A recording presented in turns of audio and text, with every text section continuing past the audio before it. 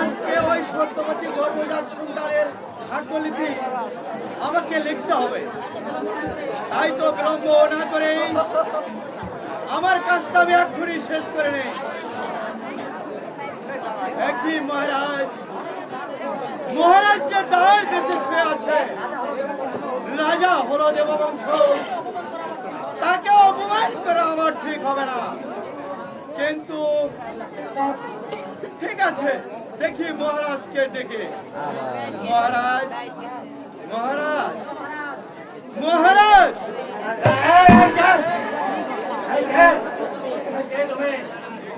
আমি ওই ভগবানের আজ্ঞা পালক বিধাতা। ভগবানের আজ্ঞা পালক বিধাতা?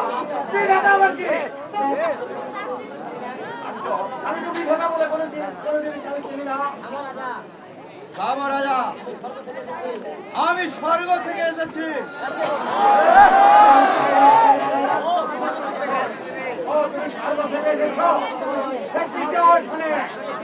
আমি এসেছি সত্যবতী গর্ভজাত সন্তানের ভাগ্যলিপি লিখতে।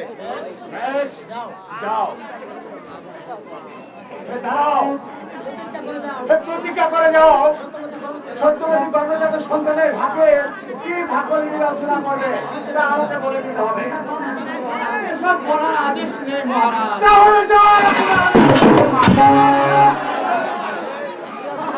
ভারী মুশকিলে বললাম। ঠিক আছে মহারাজ, আপনি যখন ছাড়বেন না তখন এই সত্যবতী গর্ভজাত সন্তানের ভাগ্যলিপি যা লেখো তা আমি আপনাকে বলিয়ে দেব।